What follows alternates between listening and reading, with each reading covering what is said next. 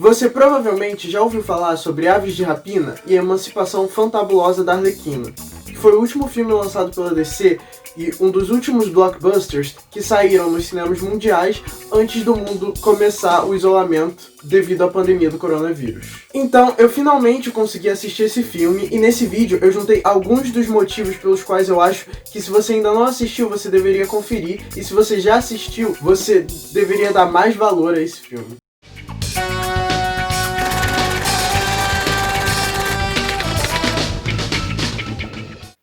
Antes de qualquer coisa, eu acho importante dizer que esse filme ele surge a partir de uma estratégia da Warner e da DC depois das reações negativas que Esquadrão Suicida recebeu, tanto da crítica quanto do público, o que deu muito certo. Então, Aves de Rapina começa com a Arlequina, que é uma das protagonistas de Esquadrão Suicida, depois do término de seu namoro com o Coringa. E como ela tá lidando com isso, tanto emocionalmente, psicologicamente, quanto em relação à proteção que ter o status de namorada do Coringa garantia a ela. Então, assim que eles terminam o relacionamento, ela passa a ser atacada por uma série de inimigos que nunca teriam atacado ela antes por medo do palhaço do crime. E ela vem nessa narrativa de reafirmação, que os vilões não têm que ter medo dela porque ela é a namorada do Coringa, tem que ter medo dela porque ela é a Arlequina. E nessa aventura dela, ela acaba conhecendo outras mulheres de Gotham que também estão procurando por emancipação. E é aí que entra um dos motivos pelos quais vale tanto a pena ver esse filme,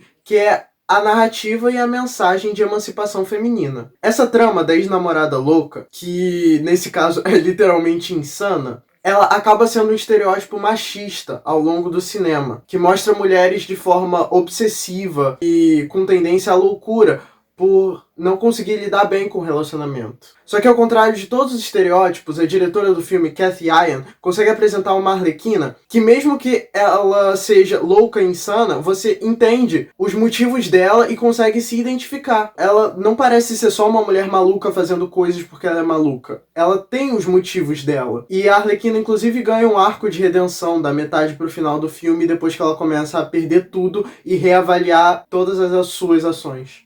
Eu gosto de dizer também que esse filme ele não é só a emancipação da Harley como personagem. Ele também é, de certa forma, uma emancipação da Margot Robbie como atriz. Porque, por mais que ela seja uma atriz fantástica, a maior parte dos personagens que dão pra Margot Robbie acabam caindo no estereótipo da mulher sexualizada. A maior parte das personagens dela não tem personalidade, não tem uma história pra contar. Então, aquece meu coração ver ela conseguindo fazer uma personagem como a Arlequina, que nesse filme não tá sexualizada como tá em Esquadrão Suicida, e que realmente tem um desenvolvimento de personagem. Até porque eu espero muito de um dos próximos filmes dela, que vai ser uma adaptação da história da Barbie, a boneca. E o filme vai ser protagonizado pela Margot e vai ser dirigido por uma diretora que eu gosto muito, que é a Greta Gerwig, que foi pro Oscar esse ano com Adoráveis Mulheres e alguns anos atrás com Lady Bird, que são dois filmes que eu também gosto muito. Além da Arlequina, é importante lembrar também das outras mulheres que estão procurando emancipação em Gotham, como a policial Renée Montoya, que ela perde a sua promoção na delegacia por causa de um homem e ainda é ridicularizada por todos os outros policiais masculinos. Além de que é importante ressaltar que ela é uma mulher racializada, o que eu acho que inclusive deveria ter mais peso no filme,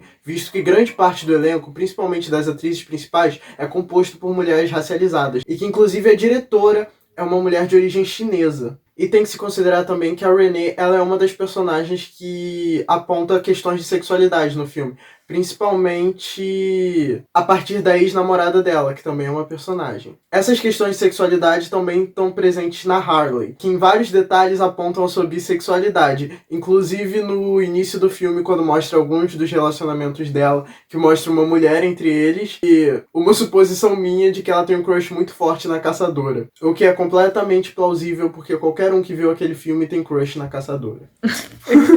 Vale dar um destaque também pro personagem do Ewan McGregor, que é o antagonista do filme. E eu acho interessante a forma como ele é um personagem muito real. Ele é um homem branco, cis hétero, rico e misógino, que não tem maturidade nenhuma e não consegue ouvir sequer um não como resposta. Não é não. Até porque ele odeia Harley, inclusive, só pelo fato dela ser mulher e também pelo fato dela ter votado no Bernie Sanders. Eu acho interessante mostrar também como a maior parte dos vilões do filme são homens sem personalidade ameaçadores. o que é um detalhe muito bom para a narrativa, principalmente porque as narrativas hegemônicas do cinema geralmente mostram mulheres sem personalidade. Então, colocar os vilões do filme como minions, homens, sem personalidade que só servem para atacar, é um detalhe crucial para desenvolver essa narrativa. Outros detalhes que são feitos muito bem ao longo do filme é em relação às questões técnicas, principalmente em questão de direção de arte, cenário e figurino. Talvez o melhor exemplo para mostrar como esses cenários e esses figurinos são bons estão na própria Harley, porque o apartamento dela é uma das coisas mais perfeitas ao longo do filme, que é construído com uma riqueza de elementos, uma riqueza de detalhes e tem até personagens dentro dele contribuindo para construir como é o psicológico dessa Harley que é apresentada pra gente ao longo do filme. Isso está presente também nos figurinos dela, que são muito bonitos, principalmente comparados aos figurinos dela em Esquadrão Suicida, completamente hipersexualizado. Todos os figurinos em Aves de Rapina têm um cuidado muito especial e eu particularmente considero eles lindos. E isso não só na Harley, como em diversos outros personagens. Inclusive, uma das reclamações dos grupos de odiadores desse filme, do tipo de pessoa que não aceita filmes com protagonismo feminino ou com protagonismo de minorias, uma das críticas era em relação aos figurinos, que estavam muito casuais. Mas ao longo do filme, você percebe que esses figurinos eles estão muito bem feitos. Inclusive, o figurino final de todas elas é perfeito e tem várias relações com o figurino delas nas HQs. E todos esses figurinos eles combinam muito com os cenários e com as cores e a iluminação do filme, que são feitas de forma espetacular, que torna o filme uma coisa muito bonita, como o Guardiões da Galáxia da Marvel ou o Thor Ragnarok, que são dois filmes muito coloridos, e talvez nisso Aves de Rapina fuja um pouco da iluminação da DC, que é muito mais focada no azul e no escuro. Outra coisa que é importante ressaltar também é em relação à narrativa da história e como a montagem contribui para que essa história seja contada.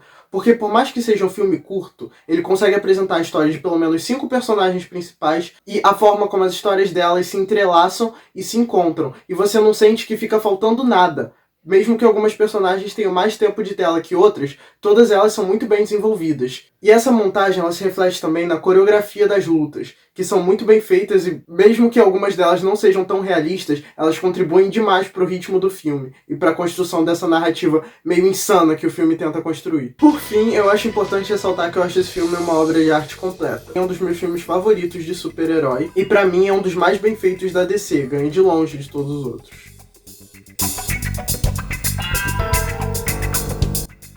Então, se você assistir, comenta aí o que você acha. Se você concorda comigo, se você acha que tem outro filme melhor. Não se esqueça de se inscrever no canal, deixar seu like e comentar também. Todo engajamento é muito importante. Obrigado.